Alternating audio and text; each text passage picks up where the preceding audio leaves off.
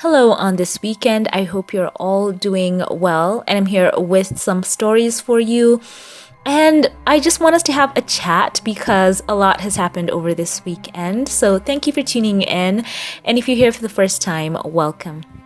Prince Harry, as we know, after his royal duty, was back on daddy duties. He, after the coronation event, certainly didn't stick around. In keeping with all the reports that were put out before him arriving, he was going to be there just for the main event. So Prince Harry landed in Los Angeles after his quick trip for King Charles's coronation, and those who stalked him all the way to the airport, you can see that image there of him just smiling. You know, if this is the picture of irrelevance, I think he's just smiling at the irony of it all. They literally followed him to the airport and had people to check on him. I think this is the Mail, and they said that he had landed in Los Angeles at 7:30 p.m. local time on Saturday evening. So according to Sky News as well, they reported it was still on the 4th on Prince Archie's birthday, and the Mail on Sunday calculated that Prince Harry spent 28 hours and 42 minutes in the UK. He flew commercial both directions. You know, for all the people who said that when Prince Harry stepped back from being a working royal that he would fade into obscurity, I think that people now need to go to Webster's dictionary and rephrase whatever obscurity or irrelevance mean, because this ain't it. So yeah, they said that he also had a 2-hour drive from LAX to Montecito, and they also calculated that he would not be in time to blow out the candles on Archie's cake, but he would have been there to give him a goodnight kiss. So I wanted to talk about that and how meaningful it was that Prince Harry braved a lot of intense media focus as he went to the ceremony. The comparisons with Andrew and on in the media, which are so unjustified. He had to go there where a lot of outlets were speculating that he would be given the cold shoulder. And we did not actually see that. We saw him there with Princess Beatrice and Eugenie and their husbands. He was chatting it up, having a good time. And, you know, he tried to have a good disposition for the whole service, and he did put forth that. And his presence was one of someone who just came there on duty. You know, he did his part, which is what's going to be so ironic as I cover a story a bit later. So, as I said, he sat next to Jack Brooksbank, Eugenie's husband, and they were chatting and laughing before the ceremony began. And people also had that moment of pointing out something to do with a feather on Princess Anne's hat. You know what? She was given a role in the ceremony. She had her own role to play, and I don't think that she personally was part of any conspiracy to put Harry down. Remember what he said in his book, that when he went to Balmoral, when the Queen Elizabeth passed, that she was one of the people who just literally went to Harry and talked to him and asked if he had seen her. And look at the smile between them. A genuine smile. For those who do the body language analysis, I think this constitutes everything that you look for in a genuine smile. And yeah, we know that Meghan, at the time, you know, she was back with her children in Montecito. I'm sure that Prince Archie was so excited for his birthday. You know, he can now, grasp that his birthday is there and it's a big day. He must have been all excited. And Prince Harry knew that he would just have a low-key time in the UK. He came, as I said before, to do his part. It was his father's big day. And after that, we saw Harry making a beeline for Heathrow, and he boarded his flight and he went straight home to his son. And I think everyone can confirm, watching the coronation, Prince Harry did not share any words with his dad or his brother or sister-in-law when he was right there in the ceremony. And some of you also pointed this out, which was quite poignant, that Prince Harry showed up even though he knew that there were reports out about him in advance that he would be given a cold shoulder, or his wife, if Meghan in fact would go. Some people in the press saying that they should not even come, that it would be disrespectful for Meghan to be there. Some people even gossiping, even tarnishing the Queen's name. Goodness, she's not even there to defend herself, that she had apparently spoken quite negatively of Meghan. Harry knew all this was swirling around in the press, and he braved it all on his own, sat through that ceremony with all that must have been going through his heart, thinking about Princess Diana, watching everything that's happening, thinking about his own relationship with his father, King Charles. And they said that apparently that Prince Harry had reportedly been invited for the post-coronation lunch at Buckingham Palace. But no, he did, as I said before, he went straight for Heathrow. He got in a car. A lot of you pointed out that he did not even change. He was still dressed in his Dior outfit, which, by the way, Dior putting together that specially made look for him, and even posting about the behind the scenes, custom made for Prince Harry. Wow, talk about dressing for royalty. As an aside, I totally see a collaboration with Prince Harry and Dior in the future. Isn't it so interesting how far he's come, by the way? He, from the torn shoes at the bottom to where he is. Talk about... wow, right? Wow, talk about the glow up. Anyway, he was pictured smiling at Heathrow's VIP Windsor suite before boarding his flight, still attired in his morning suit and medals. I really want to commend Harry. He really did brave it all, from the negative press, from his relationship with his father, his brother, and he still is upbeat and he manages to be cheeky about it all. I think Prince Harry, in all this, I feel like he really does get the big picture, because it speaks to the depth of understanding that Prince Harry has. He has always been someone who's able to connect with people. He also has this amazing ability not only to read the room that he is in, but read how things will be viewed in the perspective of history. And I think on this one, Prince Harry, he has absolutely knocked the ball out of the park, because if he did not show up, he would have been pilloried in the press, and Meghan would have gotten the lion's share of it. You know, people speculating that she had, quote, commanded him not to go. And you know, he knew he had to turn up for this day. There is a familial aspect to this, that is his dad after all. And he has a good read on how the optics appear. And then think of this, one day in the future, as people look at the coronation and all that went down, and they will commend Harry that he braved it all and played his part. And the press, some of them were rejoicing that he had no part in any aspect of the ceremony, and he did what was expected of him. He did not try and negotiate with them to wear anything special. He did not even ask to sit in the front row. Whatever row he was given, he sat in. Wear your morning suit, he wore that. You have no role in any of these events. He would not appear on the balcony. He would not go with them in the procession. He agreed to all of it. And he just played his part, kept his head down, and he knew after all of that, he was on daddy duty, and he made his way straight back. So one day when Archie and Lili are able to understand in the full scope of everything that's gone down, how a whole coronation out of 365 days in a year, that the coronation just somehow landed on Archie's birthday. It couldn't have landed on any of the other royal children's birthday. No, that could not happen with those organizers. Can you imagine the coronation taking place on, say, William's birthday, or Prince George or Princess Charlotte, or anyone else?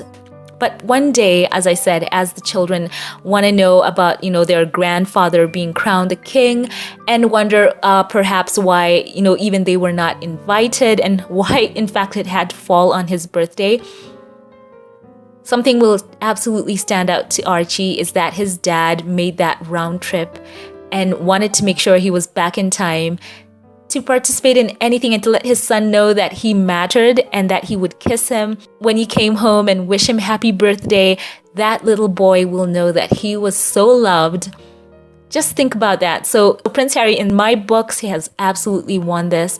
And it's heartwarming on that side, and it's a bit sad on the other side when you think about these children, the Sussex children, Prince Archie, Princess Lilibet, and how they and their parents were evicted out of their Frogmore cottage, where there was security for them. Even now, as Prince Harry has that legal action to secure police protection for him and his family in the UK. Can you imagine if you were grandparents who owned maybe 14 plus houses or palaces or mansions, and you had the strength to kick out your own son and his wife and his children, your grandkids, evict them? How many of you could just do that? Any of you who are grandparents, could you ever imagine a world where you could evict your grandkids from a house? And for me, that's just something that these children will look back on. I'm wondering how they might take that. It actually makes me want to tear up. It makes me kind of emotional. I think that's kind of sad. But in line with that, there was a story that came out for me, which actually made me wonder. Apparently, King Charles reportedly toasted his grandson, Archie, saying, quote, wherever he was at a private family gathering after his coronation. They said that King Charles, who is 74, has barely seen Prince Archie since he was born, and he is said to have used a celebration at Buckingham Palace on Saturday, following him being made king, to pay tribute to the youngster. So a source told the Mail Online source, keep that in mind, that even though most members of the royal family had breathed a sigh of relief, in quotes, that Prince Harry was not at the party, that Charles appeared, quote, genuinely quite disappointed, in quotes, at his absence, with his son leaving the UK after the coronation in Westminster Abbey, London, to get back to LA to mark Archie's 4th birthday. So the insider added, Charles made a point of toasting, quote, those that weren't there, and wished Archie a happy birthday wherever he was. They said it was apparently a very sweet moment. So for me, wherever he was, some of you pointed out, I mean, is Prince Archie, is he climbing the Himalayas or what? Or on another planet? Of course he was in Montecito. That's where Prince Harry flew back to. This just doesn't jive with everything. None of their social medias have wished Archie a happy birthday. None have acknowledged. And I'm sure they do not sit down and write every single post. That could be a social media manager who could have written that. The festivities of the day cannot have stopped that from happening. Anyone on their team could have wished Archie a happy birthday on Twitter or Instagram. So what do you think about that? And it's interesting, he could just simply have picked up the phone and called Prince Harry and, asked to speak to his grandson on the phone and wish him a happy birthday. And that would not be hard for King Charles to do. Apparently there are some people he has on speed dial, like certain orchestra groups and teams that played right there at the coronation. So if he has them on speed dial for occasions, I'm pretty sure he could have found a way to be personal and get some time with Archie. So for me, it's indefensible, and I'm sure that story was put out as a PR piece. I saw some naming him, calling Prince Harry heartless, in quotes, for leaving so soon. Look at these headlines side by side. These sources and these outlets cannot have it both ways. They cannot be both saying that Prince Harry is snubbed at King Charles's coronation as they reveal details on the ceremony. And without even pausing, they go on to say that Harry has, quote, heartless behavior. So which is it? Who likes to go where they're not welcomed? We all know the saying, go where you're celebrated, not tolerated. And Prince Harry did his best. He could have easily have said he's not coming. But he went there to support his father. And that's why I want to ask, is Prince Harry supported? A lot of people talk about Prince Harry, supporting his family there. But where is the support on his behalf? Prince Harry right now is actually, as I said before, he is in a full legal action trying to secure 24-hour police protection while he is in the UK. He is even willing to pay a whole son of a king, has no guaranteed police protection in the UK. At the same time, there's Andrew. He has no such issues or struggles. So you can just miss that whole conversation with any kind of comeback. It doesn't add up. It's all so strange. And one more note as we look at this balcony moment, which I just screen grabbed for you right here. And when I think about the fact that Prince Harry, being the son of King Charles, who has served his country on the front lines, has also been a senior working royal member in that royal family, going on tours for them, giving himself to be an ambassador for the UK and for the monarchy, and making them so relevant to especially people in the Commonwealth. I think Prince Harry had that touch. He was always sent there, had a great rapport with Commonwealth countries, which I've said are majority people of color. Prince Harry's just always felt so welcome there, and he was representing your monarchy. And when I look at this balcony, and when we think about all of those countries that have chosen to step away from having a monarch over them, do you think that perhaps they feel slightly justified? Because Prince Harry, firstly, he was like your ambassador. He was not there. And don't give me not senior working member of the royal family. We can point to at least a couple of people on that balcony who were not senior working royal members of that family up until a few, dare I say, seconds ago when they were given a role in the coronation, who are right there. And we saw also in the ceremony that people who did not have those working roles, that, things were happening for them. They were breaking rules for them. So don't say that it was a rule set in stone that cannot be changed, that Prince Harry could not have been there. We all saw what happened when they quickly changed their minds last year, where they had Harry wear his military garb when they saw they were under pressure. So even how will history remember this moment as we look at that balcony without Prince Harry, without Meghan, without Prince Archie and Princess Lilibet, who, speaking of Meghan and Archie and Lilibet, who are people of color, how will history remember that moment? And how do people across the Commonwealth see this moment? And also, look at that balcony. That is a representation of the UK in an elevated level or on steroids. I wonder how history will frame this moment, especially now, as I've said, many of those countries, some who were having the monarch as their head, are choosing to step away, and people in the Commonwealth who have witnessed what has been happening with Meghan and their children. And now we can just clearly see that the people of color do not have a place on that balcony. And also a whole son not even there because he is not a senior working member of the royal family. That, for me, that for me is just such a flimsy reason that Prince Harry could devote himself to the UK, to serve them in the military for 10 years, to represent you, and to be just cast away the minute he said he wanted to step back. For those who say Prince Harry, no, they were just whining and they had to be put away, they disrespected the Queen and on, and absolutely ignoring the fact that there has been a media campaign against this couple, leaking against them, and we know it because of that word, those sources. Ask yourself today, those who do not like Meghan, who absolutely loathe her, ask yourselves, how do you know that headline that Meghan made Kate cry? Because of those leaks and sources. How do you know that Meghan apparently would have her neighbors there when they were staying in the UK not address her? She had a rule for them that do not speak to her unless, she has spoken to you, and on. Because of those sources. How do you know that Meghan, quote, ghosted her dad when in fact you have seen her come out again and again and say they tried to reach out to him, they called him, till it reached a point where they felt someone was intercepting the messages, when she said in the documentary that he called her Meghan, and she said that he has never called her that ever. But it's so ingrained in so many people. It is so strange, as I've said, that when someone accepts something, that it is quite a task to undo what someone has been programmed to believe. Even with all the proof that she did not ghost her dad, the messages are there.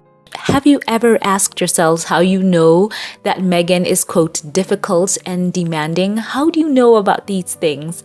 And how do you know that she was emailing her staff, in the AM, early in the morning? Of course, the answer is the leaking and the briefing, and also why anything that she did was framed negatively. But anytime any other member of the royal family Did it? Who was it? Meghan? Suddenly it was all right?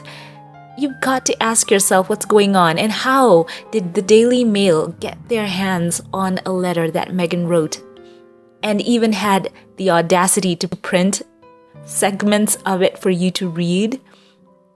How do you know these things? So people cannot practice selective outrage and not acknowledge that there was a kind of media war against her. For context as well, remember right now that Prince Harry and Meghan have also launched several legal actions against tabloid media in the UK.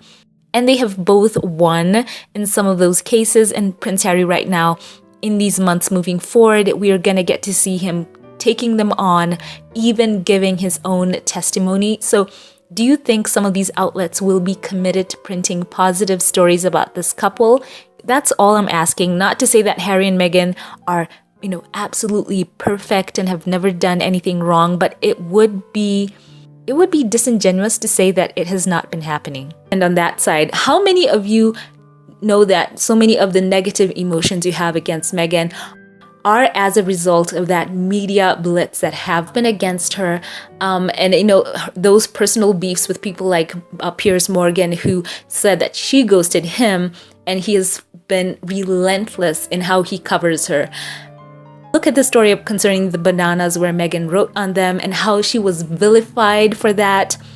Meghan couldn't even cross her legs right. So there needs to be a stepping back and trying to put Meghan back in that human context. She's not a product. She feels when she sees those kinds of stories written about her. You've just heard this week, apparently she was called evil. Some people don't even question it or even empathize with why someone hearing all that kind of stuff might want to step away and step their kids away. But bringing it all back to that moment, that balcony moment. And how will history frame that moment? And I'm not talking about the history which is trying to be a PR fluff piece for the palace, just history in general and how the monarchy will be perceived and how people will relate with the monarchy moving forward. That's how you will know. So yeah, just a lot of things I wanted to talk to you about. Share your thoughts with me on that as well in the comment section below. And you want to know an immediate impact of not having Meghan there and the children, who, by the way, as I said, people are quite interested in. They are figures of interest all over the world. I did talk about how many stations would be tuned in if all the Sussexes were invited to this event. If, those organizers had had enough foresight and understanding what the moment would have meant. And here we have it from BBC.com.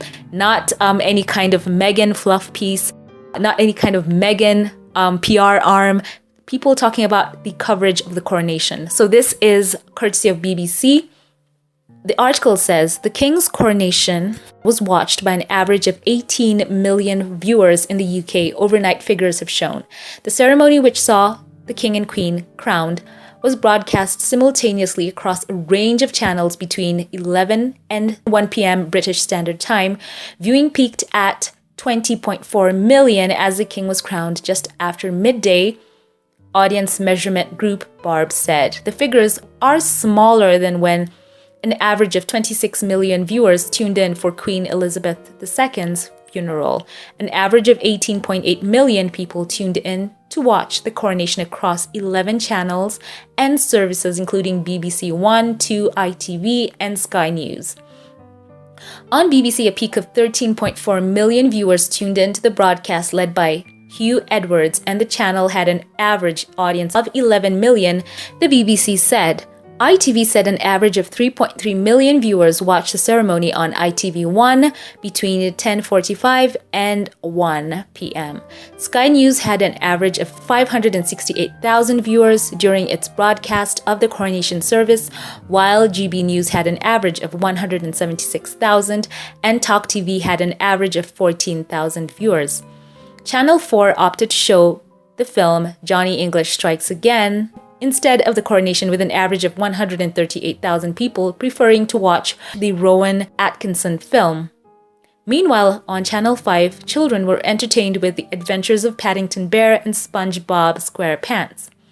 Millions of people are thought to have watched the Queen's coronation on television in 1953, but there are no reliable figures, making it difficult to measure it against this year's ceremony. Based on surveys carried out by the BBC at that time, it's estimated that more than 20 million adults in the UK watched it. They go on to say the funeral service for the King's ex-wife, Diana, Princess of Wales, in 1997 was seen by 31 million on BBC and ITV, making it the highest TV audience on record.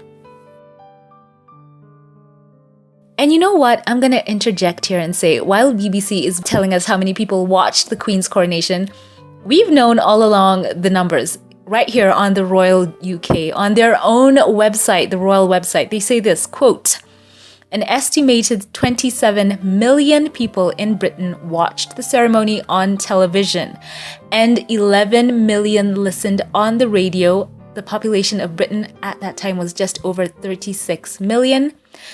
There were more than 2,000 journalists and 500 photographers from 92 nations on the coronation route." End quote.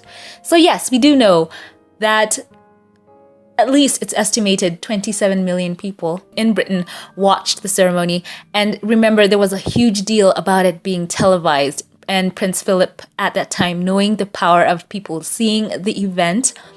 So yes, it's a huge number. It's really up there. So I had to add that in here.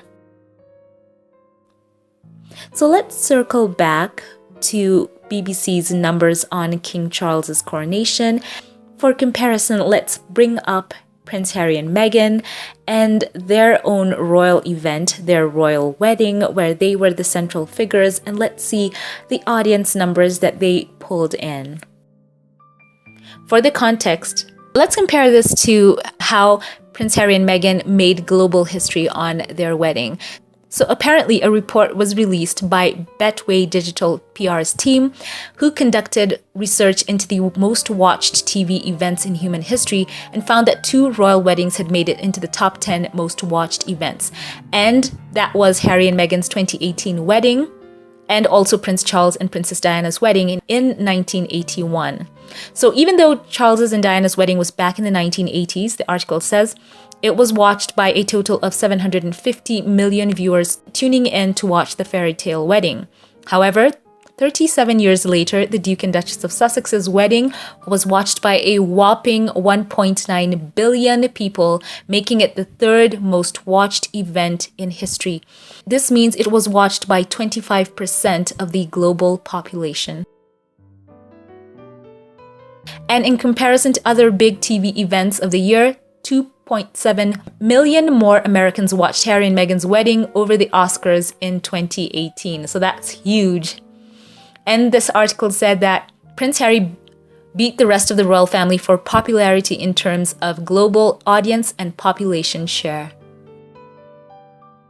And they went on to further elaborate on those numbers. They said that of those viewers, an estimated 29.2 million came from the USA, despite the ceremony being at 0400 Pacific time and 0700 Eastern time.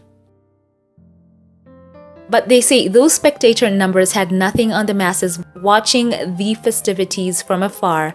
Of the 750 million viewers, 28.4 million of those came from the UK alone, with BBC and ITV both broadcasting the event. The remainder, meanwhile, were split across 73 other countries. So talk about that global love and relevance. So compare that 28.4 million for Harry and Meghan's wedding compared to an average of 18 million viewers in the UK who watched the coronation. So once again, the numbers never lie. And I truly wish the organizers had thought of that and had been more open and welcoming to the Sussexes. Harry and Meghan's wedding. According to Nielsen's ratings, which is spot on, always on audience estimates, they said that on May the 19th, 2018, an estimated 29.2 million people tuned in to watch the wedding of Prince Harry and Meghan, which took place in Windsor Castle in England. In the US, while coverage varied by network, the wedding ceremony was carried live from approximately 7 a.m. Eastern Time to 8:15 a.m. Eastern Time on 15 networks. Remember that. because I did say in my previous video that even Piers Morgan had conceded that fewer American crews had gone out to cover the king's coronation. So they went on to say the networks carrying live coverage of the wedding ceremony were ABC, inclusive of freeform simulcast, BBC America, CBS, CNN, CNN-E, Fox News Channel, HLN-E, MSNBC, NBC, PBS, Telemundo, TLC, and Univision. And the data they supplied was inclusive of broadcast and cable networks as well as PBS member stations. Common coverage of ad-supported networks only was 27.8 million viewers, P2+. So in comparison, by the way, Prince William and Kate's wedding was watched by 22 million plus viewers. Charles's and Camilla's had 3.6 million viewers as well. So these are television audience estimates for the US. So bear that in mind. I did say that a lot of these stations were possibly looking for impetus to go and cover this event personally. Can you imagine knowing that they had previously 29 million viewers in the US watching Harry and Meghan's wedding? That was a shoo-in for audiences to tune in to anything else they might have been a part of. So I always wondered, did the coronation organizers keep that in mind when they were sidelining Harry and leaking into the press that the Sussexes would not have been welcomed there? I wonder. And while the official numbers for the US audience who watched the coronation are yet to be revealed, can you imagine being organizers of an event and knowing you have two stars in your midst who drew in an audience of 1 billion plus, and you think to yourselves, nah, we're gonna sideline them and we're just gonna see how it all works? I would think, across the board, if you did work on something, you want the most people watching, you want people to appreciate what has gone into something you've put together, but in this case, they chose to go the opposite direction. So share your thoughts on this story in the comment section below. And also, it was quite fascinating to see headlines about Meghan, apparently that she had surfaced in public, and I'm taking this with a huge pinch of salt. There were all these images published about her going on a hike, and she was pictured near their home in Montecito with some of her pals. And it was a huge headline story on some of the tabloids, which made you wonder, because the story was released, I think, about the same time as the concert that was going on. And for me, I think sometimes these images, because sometimes I think it's all about timing, and it's quite obvious that a lot of eyes were on Montecito to try and get the first glimpse of Meghan after the coronation. So who knows when exactly these images were taken from, and is it anyone's business what she is doing, by the way? Also, I won't show the images here because it's quite clearly paparazzi pictures that were taken, and I don't think that's headline news to see someone walking outside their house. So it was quite fascinating, as I've said, to see people interpret those images of Meghan out and about when anyone else would have just understood it as she was just going about her day. It's not a crime for her to be outside, no matter what the occasion, whether it was a coronation or whatever that was going on in the UK. So share your thoughts about that as well. I want to lift the mood right here. You know what? It's a good day that we can celebrate that Prince Archie is having his 4th birthday. He was surrounded by love, and we're just praying for God's blessing on him and Princess Lilibet as well, that they know that they are loved. One more thing I want to add, they should know that they are so loved all over the world.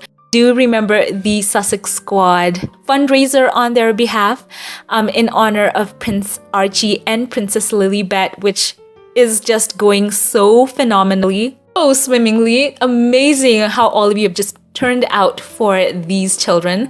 The number keeps going higher and higher. So we know the Sussex Squad launched the Sussex Squad Kaboom fundraiser to celebrate the birthdays of the Sussex children. And as of the recording of this video, donations have now reached $67,382.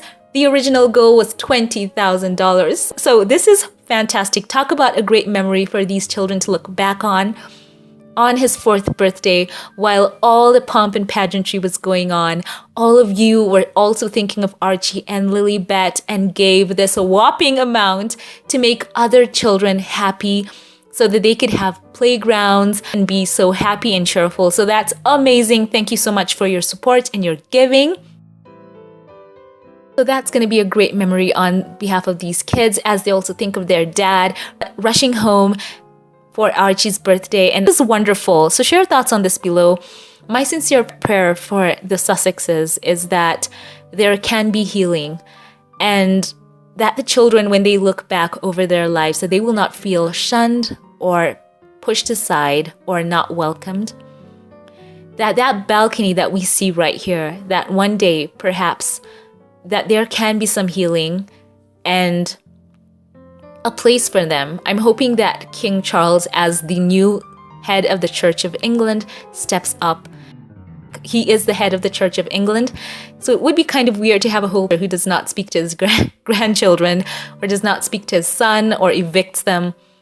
And as Charles said that he is now in a position to serve and not to be served, then I think that there's a lot that has to be done, because there are 2 children right now who need to know that they have a grandfather too, who loves them and has a place in his heart for them.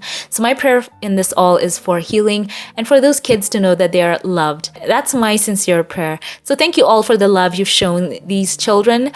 It's amazing. We do wish Prince Archie a happy birthday. And of course, because this is also in honor of Princess Lilibet, in advance, we do wish her a happy birthday as well. So thank you all for watching. I want to share this with you and just kind of have a chat. It's just been fun to watch Prince Harry just looking so amazing in his Dior look. Really, wow. And him leaving without the to-go plate, as some of you pointed out, that he was gonna get home to Doria's seasoned cooking. Now, come on, guys, come on. Some of y'all have been hating on British cooking. I'm gonna say this. I'm sure that Meghan and Doria are amazing in the kitchen, Meghan herself being a foodie. But come on, I think there might have been a meal or two. I particularly like a good British breakfast. So maybe there's someone else out there who can back me up. But I know that the food at home for Prince Harry must have been amazing. So anyway, all in all, share your thoughts on these topics below. And I want to thank you all for watching. So before we log off, as always, a special thank you to those who support this channel financially. I want to give a shout out to you by name. A special thank you to Corliss J. McClendon, a very long time supporter. I pray for God's blessings upon you. Thank you so much for your giving, for your generosity and your love. Thank you to Delcinia Preston as well. You have been so consistent and so kind. God bless you. I appreciate you. And thank you to Verbena New Year. I want to say your support for this channel throughout the years has truly been so meaningful. Thank you. Thank you for supporting my work here on YouTube. And I pray for God to bless you. And a special thank you to Anna Thorne. Anna, thank you for believing in my work here. Thank you for your comments and all the ways you choose to engage. I appreciate you for choosing to support my work here on YouTube and for the encouragement and boost that you've given my work. God bless you. I love you. Once again, thank you all for watching. Leave your comments on this below. If you liked this one, don't forget to give it a thumbs up, click subscribe. I would love to see you here again. And if you want to watch more videos, click the links that will be in the cards and at the end screen, and I will see you there. Thank you all for watching and have a great day, and I will catch you in the next one. Have a blessed one.